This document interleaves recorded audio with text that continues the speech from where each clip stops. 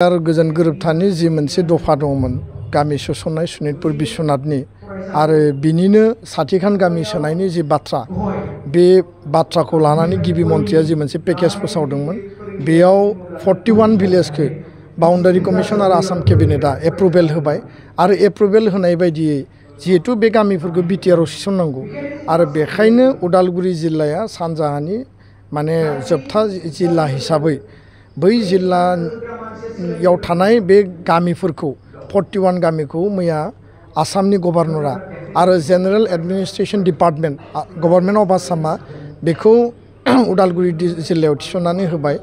बिनि उनाव 19 भिलेजआ हाबबावनांगोन बे मोनसे जोंनि माने जि दाबि आरो बे लिस्टआ अलरेडि जमा जाबाय। उननि समाव आरोबाव 100 150 200 जिखिनि जोङो 400 500 बा 600 गामिनि जि लिस्ट होदों बेखौ पर्यायक्रमै थिसननांगोन।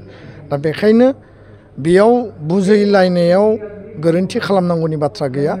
दासिम जिखिनि गामि थिसनगोन बेयो उदालगुरि जिल्लायाव हाबथ'गोन आरो बेखौ जों कन्टिगुवास खालामनांगोन। सिक्सिडेलि मर्यादा माने कन्स्टिटिउसनेल जि मोनसे स्टेटास बे जाबाय कन्टिगुवास जानांगौ आरो पलिटिकेल राइटनि बाथ्राखौ जुदि बुङोब्ला बेयाव समस्ति बारायनायनि 40 बे 60टानि बेयाव लिरनाय दङ। दा बेखायनो जेब्ला बेयो आबुङै आरो फुरायै जोंनि जिखिनि दाबिनाय गामिफ्रा थिसनजागोन बिनि उनाव अट'मेटिकेलि बै ओनसोलखौ लानानै गोदान जिल्ला दाफुंनाय जागोन। दा बेखायनो गोदान समाव एसे आख' फाख' नुजागोन खिन्थु उननि समाव बिनि मोनसे एडमिनिस्ट्रेटिभ जि इउनिट बा कन्ट्रल बियो रोखा जागोन होननानै जोंहा फोथायनाय दं। 2023 मायथाइया जोबलांसै खिन्थु बिटिआरनि जुदि दफाया स्पिडआबो मावफुंजायाब्ला 2024 मायथाइनि सिगाङावनो जों सोमावसारफिनगोन होननानै सारा बुंदों। दा बेयो डेफिनेटलि जों बे आवाजखौ भारत सरकार आसाम सरकार आरो जोंनि लेभेलाव जोंनि मोनफ्रोमबो मेल मिटिङाव जों सरकारखौ प्रेसार होबोदों बुंबोदों।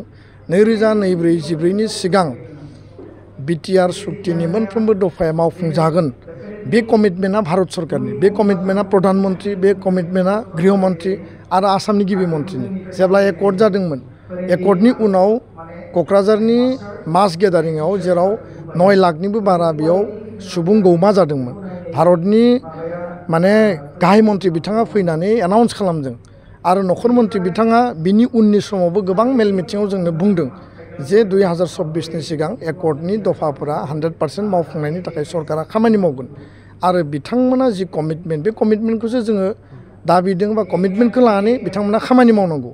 दा बेखायनो जोंनि आखायाव 2 मास टाइम दङ आरो बिनि उनाव 2024 एप्रिल दानाव पार्लियामेन्टनि इलेक्सन जागोन आरो बे बिथिंखौ नोजोर बोनानै जों सरकारखौ नारसिनदों जे एकर्ड इमप्लिमेन्टेसना सोलिबाय थादों बेयो एसे स्ल' अर्डाराव जादों बेखौ स्पिडि खालामनांगोन आरो टाइम बाउन्ड एकर्ड इमप्लिमेन्टेसन जानांगोन आरो जुदि टाइम बाजाज बाइक लाग्राफोरनिसिम मोनसे गोनांथार फोसावथाय।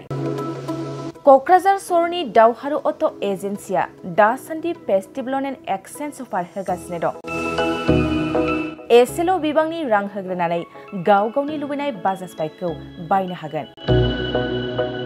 बे सोलिफु फेस्टिभ ल'न एन्ड एक्सचेन्ज अफाराव बाजाज कम्पानिनि गासैबो मडेलनि बाइक जेरै पालसार, सिटि, प्लेटिना, एवेन्जार, डमिनार आरो गोदानै लन्च जानाय बाजाज मडेलनि पालसार N150खौबो मोननो हागोन। बे सोलिफु फेस्टिभ ल'न एन्ड एक्सचेन्ज अफाराव गोबांद्राय नङा आरसि इन्सुरेन्स लाफानानै 9,999 रां बेसेनावनो लवेस्ट डाउन पेमेन्ट होनानै बाइकखौ लानो हागोन।